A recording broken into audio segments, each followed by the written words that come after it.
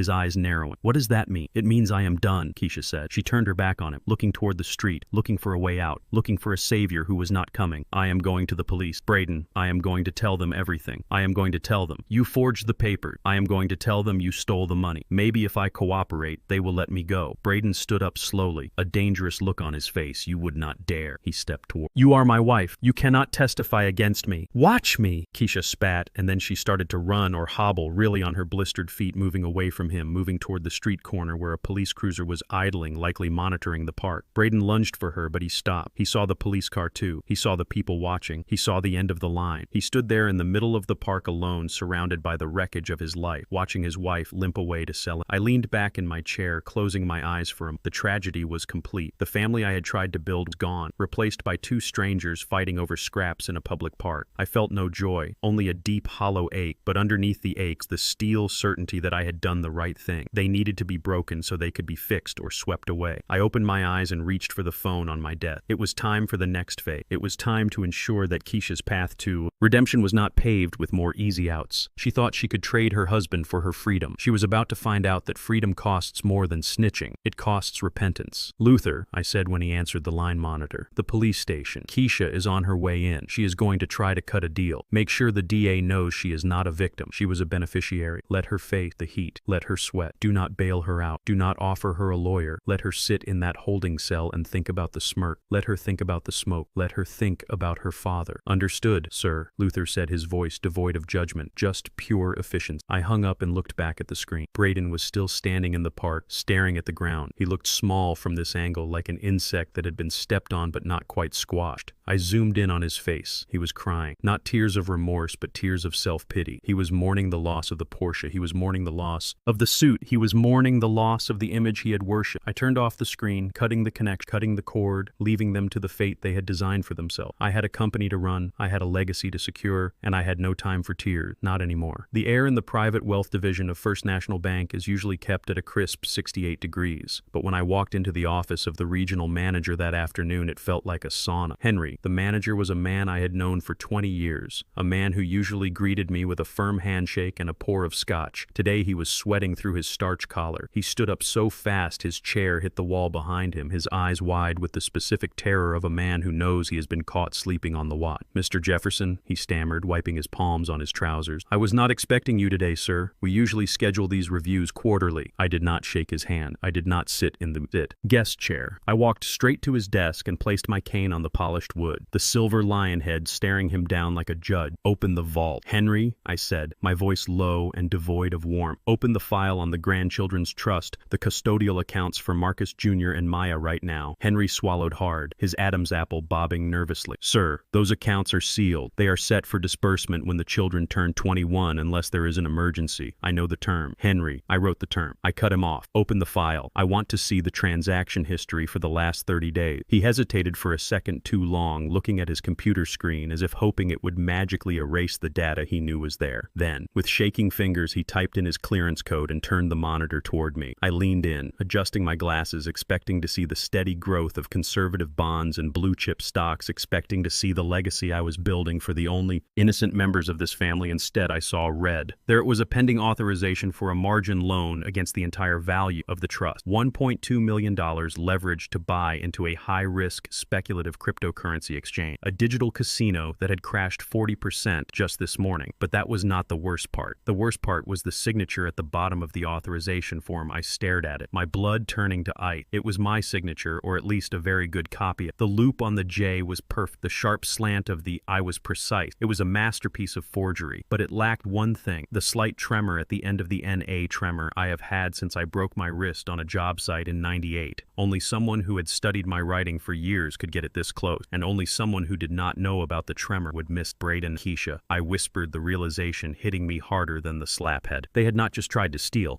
From me, they had tried to steal from their own children. They were willing to gamble their kids' education, their future, their safety net on a roll of the digital dice. They were monsters eating their own young. Henry, I said, straightening up, my eyes burning holes into the manager. Did you authorize this loan? Henry looked like he was about to faint. Mr. Miller brought the papers in himself. He said you had signed them at the house because you were feeling unwell. He said it was a sure thing, an investment strategy you had approved for the family portfolio. I did not verify it with you verbally. Sir, I assumed, because he is your son-in-law. You assume. I snapped, my voice cracking like a whip. You assume that. Because he wears my suits, he speaks with my voice. Cancel it, cancel the loan, immediately revoke the authorization and flag this attempt as fraud. But sir, the funds were already earmarked. The transfer was scheduled for noon today. If we stop it now, there will be penalties. The exchange will. Jane. Sue. Let them sue. I roared, slamming my hand on the desk. Let them sue me. Let them come for me. I will bury them under a mountain of litigation so deep they will need a mining permit to find sunlight. Cancel the loan, Henry, and then do one more thing for me. What is that, sir? Henry asked, typing furiously, his face pale. Close the accounts. Close the trust, liquidating everything right now. Every stock, every bond, every ounce of cash. Take it all out. But Sir Henry gasped, stopping his typing. That is the children's money. That is for their school, for their college. If you liquidate it now, there will be tax implication. There will be... I do not care about taxes. Henry, I care about protecting that money from the vultures who gave birth to those children. If that money stays here, Braden will find a way. He will forge another paper. He will bribe another clerk. He will steal the milk out of his own baby mouths to pay a bookie liquidate it. And where do you want the funds transferred, sir? I looked out the window at the city I had built. I thought about the kids, Marcus Jr. and Maya, stuck in that fancy boarding school in Switzerland, thinking their parents were royalty, thinking their future was paved with gold. They were about to learn a hard lesson, but it was better they learned it now than later. Transfer the entire balance to the Atlanta Children's Foundation, specifically the Fund for Homeless Youth and STEM Education for the Underprivileged. Henry stared at me. You are giving away your grandchildren's inheritance. I am giving it to children who will appreciate it, I said firmly. And as for my grandchildren, I will pay for their education when they earn it. Not before send the wire, Henry. Now I watched the progress bar on the screen load, watched as $1.2 million vanished from the Jefferson family ledger and reappeared in the account of a charity that actually did good work. It was the hardest check I ever wrote, but as the confirmation number popped up, I felt a grim satisfaction. I had just cut the last lifeline Braden and Keisha had. They were not just broke, now they were toxic. While I was walking out of the bank, leaving a shattered manager in my wake, the consequences of my signature were already traveling across the Atlantic at the speed of light. Digital signals bouncing off satellites and landing in a server in Geneva, Switzerland, specifically in the accounting office of the Le Rosé Institute, the most expensive boarding school in the world, where my grandchildren were currently taking horseback riding lessons. I did not need to be there to hear the conversation. I knew exactly how it would go, because I know how institutions like that work. They do not tolerate poverty, and they certainly do not tolerate bounced check. Keisha was sitting on a metal bench outside the precinct station. She had been released pending further investigation. Her fingerprints were ink on her hand. Her eyes were red and swollen. She was holding her phone, waiting for Braden to call, waiting for a lawyer, waiting for me to come and save her like I always did. But the phone did not ring with salvation. It rang with judgment. She looked at the caller ID, seeing the Swiss country code. She wiped her eyes and answered, trying to sound like the socialite she pretended to be. Hello, she said, her voice raspy. This is Keisha Miller. Mrs. Miller. A voice clipped and cold with a heavy French accent spoke into her ear. This is Headmaster Vance. I am calling regarding the tuition payment for the upcoming semester and the arrears for the equestrian program. Oh yes, Keisha stammered, trying to compose herself. The check is on the way. Headmaster, my husband handled that this morning. There might be a slight delay due to international banking hours. There is no delay. Mrs. Miller, the headmaster, cut her off. The transfer has been rejected. The bank has informed us that the trust fund associated with the tuition agreement has been closed, liquidated entirely. The funds do not exist. Keisha froze, the phone pressing hard against her ear. Closed. What do you mean, closed? That is impossible. My father set up that trust. It is irrevocable. It has millions in it. It had millions in it. Mrs. Miller, the headmaster, corrected. Now it has zero. And since your personal credit cards on file have also been declined, we find ourselves in an untenable position. We are not a charity institution. Mrs. Miller, we run a school for the elite, and elite implies the ability to pay. Please, Keisha begged her, panic rising in the middle of the sidewalk. Give us 24 hours. There has been a mistake, a misunderstanding, my father. He is just moving money around. I will fix this. We do not have 24 hours, the headmaster said, his voice dropping an octave, losing all pretense of politeness. We have a policy regarding insolvent families. We have already packed Marcus and Maya's belongings. They are currently waiting in the administrative office with their luggage. You need to arrange for their immediate collection. We will not be putting them on a plane. That is your responsibility. If they are not collected by end of business today, we will be forced to contact the local authorities to take custody of abandoned minor. Abandoned, Keisha screamed, attracting the stares of people walking by. You cannot do that. They are my children. They are Jefferson. They are liability, Mrs. Miller, the headmaster said, and then the line went dead. Keisha stared at the phone, the screen going black, reflecting her terrified face. She had lost her house. She had lost her car. She had lost her husband to a jail cell, and now she was losing her children. She dialed dialed Braden's number again, desperate praying, but it went straight to voicemail. She dialed my number, her fingers shaking so bad she hit the wrong digit twice. She pressed send and held the phone to her ear, listening to the ringtone, listening to the sound of her last hope fading away. I sat in the back of the Rolls-Royce watching the city pass by. My phone vibrated on the seat beside me, Keisha's face flashing on the screen. Daddy, please pick up, Daddy. I am sorry, Daddy, help me. I let it ring. I let it ring until it stopped. I looked at Marcus, my driver. Take me to the construction site on 4th Street, I said. I want to smell the wet concrete. I want to remember what it feels like to build something real. Keisha was alone on the bench, the reality of her life crashing down on her like a collapsed roof. She had tried to mortgage her children's future to pay for her husband's sins, and now the bank had foreclosed on everything. She buried her face in her hands and screamed a sound of pure agony that was lost in the noise of the city traffic. No one stopped. No one cared. She was just another woman crying on a bench in a city that only respects strength. And right now, she had none left. She had traded her strength for a smoke and a smirk, and the bill had finally come due with interest. Night had fallen over the city of Atlanta, heavy and humid, a blanket of heat that trapped the exhaust fumes and the smell of desperation against the pavement. I sat in the command center of my office, watching the monitors, sipping a glass of water. My body was tired. My lungs ached with a familiar dull throb, but my mind was sharp focused on the final act of the day. Braden and Keisha were no longer in the park. They had moved on, driven by hunger and a delusional hope that their social capital was worth more than their frozen bank accounts. They were heading north toward the gated communities of Buckhead, toward the mansions and the manicured lawns where they had spent the last 3 years pretending to belong. They did not take a taxi because they had no money. They did not take a bus because they did not know how they walked 5 miles in the dark. Braden, still wearing the ruins of his $5,000 suit, his shirt open to the navel, sweat staining the sill. Keisha limping beside him, her bare feet black with street grime, her red dress torn at the hem. They looked like refugees from a glamorous war zone seeking asylum in the only world they understood. But they were about to learn a lesson about the aristocracy of Atlanta. A lesson I learned 50 years ago when I was trying to get a loan to buy my first cement mixer. Money buys you access, but it does not buy you loyalty. Loyalty is a currency. The rich do not trade in unless there is a profit margin attached. They arrived at the wrought iron gates of the sanctuary, an enclave of old money and new debt where their best friends lived. The Langleys specifically, Trey and Veronica Langley. Trey was Braden's golfing buddy, his partner in crime, the man who had sat on my sofa the night before drinking my wine and laughing at my cough. I watched through the security camera mounted on the gatehouse as Braden pressed the buzzer, frantically leaning his weight against the stone pillar, his face illuminated by the harsh white light of the security keypad. "Answer the door, Trey," Braden muttered, his voice cracked and dry. "Come on, man, pick up. I know you are home." I saw the lights. There was a crackle of static, and then a woman's voice filtered through the speaker, tinny and annoyed. "Who is it?" "It is Braden, Veronica, Braden and Keisha. Let us in. Please, we have had a hell of a day. We just need a place to crash for the night, just for tonight until the banks open in the morning." There was a long silence, a pause that stretched out until it became uncomfortable. I could imagine Veronica standing in her marble foyer, looking at the video monitor, looking at the disheveled wreck of a couple standing outside her fortress. I could imagine her curling her lip in disgust, the same way she curled it when she saw a homeless person on the street. "Braden," the voice came back, but it was not Veronica anymore. It was Trey. His voice was not warm. It was not the voice of a drinking buddy. It was the voice of a man protecting his perimeter. "Listen, man, you cannot be here. You need to leave, Trey." "What are you talking about?" Braden pleaded, gripping the bars of the gate. "It is me, Braden. Let us in. Man, we are in trouble. My father-in-law. He went crazy. He locked us out. He stole everything. I just need a couch, man. I need a drink." "We know, Braden," Trey said, his voice cutting through the night air like a knife. "We know everything. It is all over the group chat. It is on the news blogs. Hell, my broker called me an hour ago asking if I had any exposure to Jefferson Holding because the founder just launched a fraud investigation against his own son-in-law." "It is a lie," Braden screamed, shaking the gate, rattling the metal. "It is a setup. Ice is senile. He does not know what he is doing. He does not look senile to me," Braden, Trey replied coldly. "He looks like a billionaire who just woke up and found a rat in his pantry. Look, man, I cannot be seen with you. Not right now. The word is out. You are radioactive. Anyone who helps you is going to get audited. Anyone who takes your call is going to get blacklisted by the Jefferson Trust. Do you know how much business I do them do? You know who pours the foundations for my development. I cannot lose that contract for you, but we are friends. Braden whispered the word, sounding weak and childish against the steel barrier. We are acquaintances, Braden. Trey corrected him. We party together because you paid for the bottle service, but the party is over. You are broke, you are under investigation, and frankly, you are a liability. Go away before I call the security patrol. The speaker clicked off, leaving a hollow silence buzzing in the air. Braden stood there for a moment, stunned, his hands still gripping the bars as if he could pull them apart by sheer willpower. Keisha sank to the ground, leaning against the stone wall, burying her face in her knees. She had expected Veronica to save her. She had expected the sisterhood of the country club to mean something. She was finding out that without the membership fee, the sisterhood does not exist. They moved to the next house, the home of the Mitchells, then the Carters, then the Davises' door. After Doctor remained shut, gate after gate remained locked. Word travels faster than light in these circles. By the time Braden and Keisha reached the cul-de-sac at the end of the street, they were not pariahs. They were ghosts walking through a world that had already erased them. Lights turned off as they approached. Curtains were drawn tight. Security dogs barked warnings from behind manicured hedges. They were being shunned with a precision that was almost military. Finally, they reached the house of a man named Julian. I remembered Julian. He was a young stockbroker, loud and obnoxious. The one who had made a joke about my cane the night before. He lived in a modern glass box of a house near the edge of the community. Braden did not even bother the buzzer. This time he climbed the low wall, desperate, ignoring Keisha's pleas to stop. He walked right up to the front door and pounded on it with fists, banging until the wood shook, leaving bloody knuckle prints on the white paint. Julian opened. Up! Braden screamed, losing all control. Open the door. You coward, you owe me. I gave you the tip on the Midtown project. I made you 50 grand last month. Open the door. The door opened suddenly, surprising. Braden. He stumbled forward, almost falling into the hallway. Julian stood there wearing a silk robe, a drink in his hand. He did not look afraid. He looked bored. He looked at Braden with the detached amusement of someone watching a reality show. What do you want, Braden? Julian asked, taking a sip of his drink. You are waking up the neighborhood. I need help. Braden gasped, trying to straighten his jacket, trying to summon some shred of dignity. I need cash, Julian. My accounts are frozen. Just a loan, 5 grand, 10 grand, whatever you have in the safe. I will pay you back double next week. I swear. Julian laughed, a dry, humorless sound. Pay me back with what, Braden? Monopoly money. Your assets are gone, man. I saw the memo the legal department sent out. You are being sued for 3 times what you are worth. You are going to prison. You are not going to pay anyone back. Please, Braden begged, dropping to his knees a welcome mat, begging a man he used to look down on. Please, Julian. I have nowhere to go. Keisha is barefoot. We haven't. I just need something. Anything. Julian looked down at him, his expression unreadable for him. Then he sobbed. He reached into the pocket of his robe and pulled out a money clip. He peeled off a single bill, a $20 bill crumpled and worn. He tossed it at Braden. It fluttered through the air, landing on Braden's chest, sliding down to rest on his stained shirt. There, Julian said, his voice dripping with the same poison Braden had used on me. Go buy yourself a pack of cigarettes. Maybe that will calm your nerves. And Braden looked up, clutching the $20 bill like it was the holy grail, tears streaming down his dirty face. Yes, you stink, Julian said, curling his lip in disgust. You smell like desperation and poverty. Get off my porch before I hose you. Down. The door slammed shut, the lock clicking into place with a finality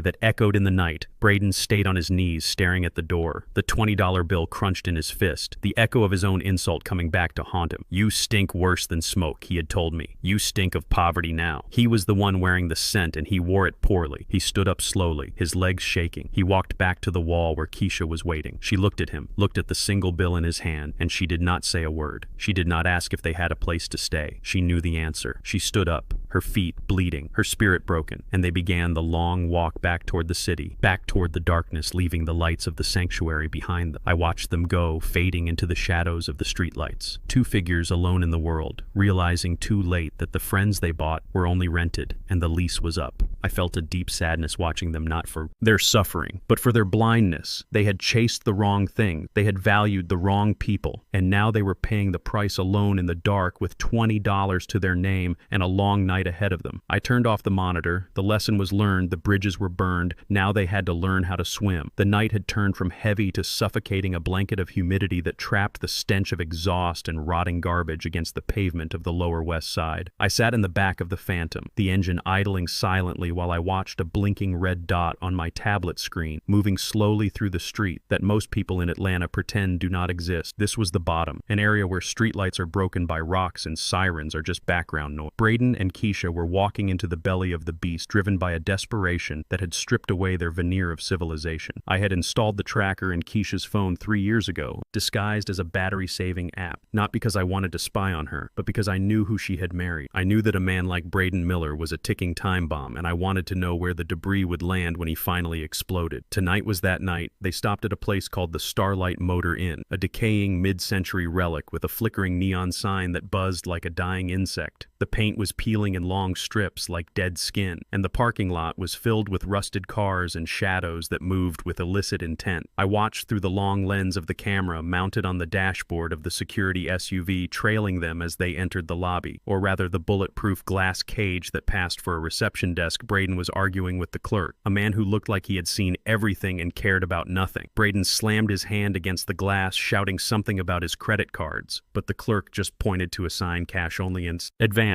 I saw Keisha step forward. She reached up and unclasped the diamond necklace she was wearing, a delicate thing I had given her for her 25th birthday. She slid it through the metal slot under the glass, trading a piece of her father's love for a night in hell. The clerk examined it with a jeweler's loupe, nodded and slid a key across the counter along with a few crumpled bills and change. It was a transaction that marked the absolute nadir of their existence, trading diamonds for a bed with cigarette burn. They walked to room 112 on the ground floor. The door stuck, and Braden had to shoulder it open. I switched my feed from the camera to the audio bug on Keisha's phone. The quality was crystal clear, picking up the hum of the air conditioner and the drip of a leaking faucet inside the room. The air was thick with the smell of stale beer and industrial cleaner, trying to mask years of neglect. This is it. Braden spat, his voice echoing off the thin walls. This is where we sleep. This is what your father has reduced us to. Are you happy, Keisha? Are you happy that your psycho dad has put us in a roach motel? I heard the sound of a mattress groaning as Keisha sat down heavily on the bed. I am not happy, Braden, she whispered, her voice devoid of energy. I am tired, I am hungry, and I am scared. Look at this place. There are bugs on the floor. The lock on the door looks like it could be kicked in by a child. Braden laughed, a manic sound that had no humor in it. Scared, you should be scared. We are in a war zone and we are unarmed civilians. You know why we are here. Because you did not do your job. You were supposed to handle him. You were supposed to keep the old man happy, but you let him get ideas. You let him think he was in charge. I did not let him do anything, Keisha snapped, finding a spark of resistance in her exhaustion. He is my father, Braden, not a dog. He has always been in charge. We just did not know it. You are the one who underestimated him. You called him a leech. You slapped him. What did you think would happen? Do not you dare turn this on me, Braden roared, and I heard the sound of a chair being kicked over. I gave you everything. I gave you the life you wanted, you loved, the parties you loved, the clothes. Do not act like you are innocent. You are just as guilty as I am. But now that the bill is due, you want to bail. You want to run to the police. I heard Keisha stand up, the rustle of her torn dress filling the silence. I am not running to the police, Braden. I am just trying to survive. Look at us. We are fighting in a motel room that costs $30 a night. We have nothing left except each other, and right now, I am not sure that is worth much. There was a silence, a heavy, dangerous silence that pricked the hairs on the back of my neck. I signaled to Marcus in the front seat. Get the team ready, I said quietly. They are close. In the room, Braden's breathing became heavy, erratic, like a bull preparing to charge. Oh, so I am not worth much now, he hissed, his voice, dropping to a menacing whisper. Yesterday I was your king. Yesterday I was the man of your dream. But now that the money is gone, I am worthless. Is that it? You are just like your mother, weak and fickle. Do not talk about my mother, Keisha warned, her voice rising. I will talk about whoever I want, Braden shouted, and I heard the unmistakable sound of a hand striking flesh. Not a slap this time, but a shove, a violent push that sent Keisha stumbling backward against the wall. I heard the thud of her body hitting the plaster and a sharp cry of pain. You listen to me, you ungrateful witch, Braden screamed, losing all control. You are going to fix this. You are going to go back to that old man tomorrow and you are going to beg. You are going to crawl on your knees until he gives us our lives back. And if you do not, I will make you wish you had never been born. No, Keisha sobbed. I will not go back. I will not let you use me anymore. Braden moved toward her. I could hear his heavy footsteps on the sticky carpet. I could hear the rustle of his clothes as he raised his arm. I knew what was coming. He was a coward, and cowards always hit those they cannot control. He was going to beat her. He was going to take out all his failure, all his humiliation on the only person smaller than him in the room. I pressed the button on my phone. Go, I said into the mic. Go, now. The door to room 112 did not just open. It disintegrated. Two of my security specialists, men who made Marcus look small, hit the door with a battering ram. In a synchronized strike, the wood splintered, the lock flew across the room, and the door crashed inward, hanging by a single hinge. Braden Braden spun around, his fist still raised in the air, frozen in a tableau of domestic violence. He looked at the doorway, his eyes wide with shock, blinded by the tactical lights mounted on the guard's weapon. He stumbled back, tripping over his own feet, falling onto the dirty carpet, scrambling backward like a crab until his back hit the radiator. Keisha screamed. Keisha, covering her face, expecting the police, expecting arrest, expecting the end, but the men did not arrest anyone. They stepped into the room, filling the small space with their black tactical gear and their aura of absolute menace. They did not look at Keisha. They looked only at Braden. One of them, a man named Stone, who had served in special forces, walked over to Braden. He did not yell. He did not draw a weapon. He simply leaned down, grabbing Braden by the lapels of his ruined shirt, and hauled him up until his feet were dangling off the floor. Braden gagged, clawing at Stone's hand, his eyes bulging. "Who are you?" he choked out. "What do you want?" Stone looked him in the eye, his face a mask of stone. "Listen to me very carefully, little man," Stone said, his voice a low rumble that vibrated through the room. "Mr. Jefferson sends his regards." Braden went limp at the mention of my name, his face turning a sickly shade of gray. "Mr. Jefferson has been watching you," Stone continued. "Watching you steal, watching you lie, and watching you raise your hand against his daughter. He has tolerated your theft. He has tolerated your disrespect, but he draws the line at violence." "Please!" Braden wheezed, tears streaming down his face. I was upset. I did not mean it." Stone shook him once hard, snapping his head back like a rag doll. "I do not care what you meant. I care about your orders. Here is the message. If you touch her again, if you even raise your voice to her, if she so much as gets a paper cut while she is in your presence, you will vanish. Not in a lawsuit, not in a prison cell, you will vanish from the face of the earth. Do you understand me? We will turn you into a missing person poster that no one looks at." Braden nodded frantically, unable to speak, gasping for air. Stone dropped him. He fell to the floor in a heap, coughing and clutching his throat. Stone turned to Keisha. She was pressed against the wall, staring at him with wide, terrified eyes. She looked from Stone to Braden, then toward the open door, toward the dark parking lot where she knew I was watching. She waited. She waited for Stone to offer her a hand. She waited for him to say, "Come with us, ma'am. Your father is outside. He wants to take you home." She waited to be rescued, to be scooped up and carried back to safety, back to the life of ease she had always known. But Stone did not offer his hand. He looked at her with a neutral expression, almost sad. "Ma'am," he said, nodding politely, "stay safe." And then they turned and walked out, vanishing into the night as quickly as they had appeared, leaving the broken door hanging on its hinges, leaving the neon light flickering outside, leaving the silence to rush back into the room. Keisha stood there alone, her chest heaving. She looked at the door, then she ran to it, looking out into the parking lot. She saw the taillights of the SUV fading into the distance. She looked for my car, but the Phantom was parked in the shadows, invisible. She realized then, with a jolt of cold horror, that I was not coming in. I had sent my wolves to scare the monster, but I had not sent a shepherd to carry the lamb. She was on her own, Dad, she whispered into the darkness, knowing I could hear her, knowing I was there. Why, I sat in the car, my hand gripping the door handle so hard my knuckles ached. Every instinct in my body screamed at me to go get her, to wrap her in a blanket and take her home to feed her soup and tell her it would be okay. But I knew that if I did that, she would never learn. She would go back to Braden or find another man just like him. She would never find her own strength. She needed to sit in that room. She needed to look at the coward on the floor. She needed to realize that she had a choice to make: stay in the dirt or climb out on her own. In the room, Braden was pulling himself up onto the bed. Rubbing his throat, he looked at Keisha, his eyes full of fear, but also a new kind of resentment. "Your father is crazy," he rasped. "He is a psychopath. Did you see those guys? They were going to kill me." Keisha turned slowly to face him. She did not look scared anymore. She looked tired. She looked old. She looked at the man she had married, the man she had smirked for, and she saw him clearly. For the first time, he was not a king. He was not a victim. He was a weak, violent little man who had almost hit her because he could not hit back at the world. "He saved you," Keisha said quietly, her voice flat. "He saved you from becoming a wife beater, Braden, and he saved me from becoming a victim." She walked over to the door and pushed it shut, jamming a chair under the handle because the lock was broken. She went to the far side of the room and sat in the single armchair, pulling her knees up to her chest. She did not look at Braden again. She stared at the wall, watching a cockroach crawl across the peeling wallpaper. "I am not going to beg him, Braden," she said softly. "I am not going to crawl, but I am not going to let you hit me either. You stay on that side of the room, and I will stay on mine, and tomorrow we figure this out." Separately, Braden opened his mouth to argue, to bully her back into submission, but he touched his throat, remembering the grip of the man named Stone, and he closed his mouth. He lay down on the dirty bed, turning his back to her, curling into a ball of misery. I watched for a moment longer, seeing my daughter sitting vigil in a roach motel, guarding her own safety. For the first time in her life, she looked small and broken, but there was a set to her jaw, a hardness in her eyes that reminded me of my mother. She was finding her steel. It was buried deep under layers of entitlement and fear, but it was there. "Drive, Marcus," I said, my voice hoarse. "Drive me home." The car pulled away, slipping silently into the night, leaving the Starlight Motor Inn behind. I closed my eyes, praying that the lesson would hold, praying that the night would be long enough for her to find herself and short enough for her to survive it. The hardest part of building a foundation is digging through the mud until you hit rock. Tonight, Keisha was digging, and I could only hope she hit something solid before she drowned. The sun was barely up when the hammers started singing the song of reconstruction. It is a sound I love, a rhythm of percussion that signals change and progress. I stood on the front lawn of what used to be 1402 Oakwood Drive, drinking a cup of coffee that tasted like victory. The house looked different already. The manicured hedges that Braden had obsessed over were being ripped out, replaced by wheelchair-accessible ramps. The gold leaf paint on the front columns was being scraped away, revealing the honest wood beneath. I had crews working in shifts, stripping the vanity from the structure, turning a monument to greed into a sanctuary for those who had actually earned it. I watched as a team of contractors carried out the white leather sofas, putting them into a dumpster. They were stained with wine and bad memory. I watched as they removed the crystal chandeliers, replacing them with practical lead. Lighting this house was no longer a palace for a thief. It was becoming the Jefferson Center for aging veterans, a place where men and women who had served their country could live with dignity instead of rotting in state-funded warehouses like Shady Pine. The irony was intentional. I was turning the house Braden used to exclude people into a home that welcomed the forgotten. I heard the sound of heavy breathing behind me, a ragged gasping noise like a runner at the end of a marathon. I turned slowly, leaning on my silver-headed cane. Standing at the end of the driveway was a woman I almost did not recognize. She was barefoot, her feet wrapped in bloody strips of torn bedding. She was wearing jeans that were stained with mud and a t-shirt that looked like it had been pulled from a trash can. Her hair was matted with sweat and dirt plastered to her skull. She looked like a ghost. She looked like a specter of misery. It was Keisha. She had run 10 kilometers from the Starlight Motor Inn. She had run through the city, through the suburb, up the hills, and down the valley. Driven by the terror of being alone with a monster, she had run until her lungs burned and her feet bled. She collapsed when she saw me falling onto the grass. That used to be her pride and joy, her chest heaving violently. She looked up at the house, seeing the workers, seeing the dumpsters, seeing the transformation and confusion, warred with relief on her face. "Daddy," she croaked, her voice a dry rasp. She tried to stand, but her legs gave out and she crawled the last few feet, reaching out for my shoes, reaching for the hem of my trousers like a beggar reaching for a saint. "Daddy, please help me." I looked down at her. I did not step back, but I did not reach down to help her up. I let her stay there on the ground, connected to the earth, seeing the world from the perspective of the people she used to look down on. "Get up, Keisha," I said, my voice calm but hard as the concrete foundation beneath us. "Get off your knees. Jeffersons do not." "Crawl," she sobbed, shaking her head. I cannot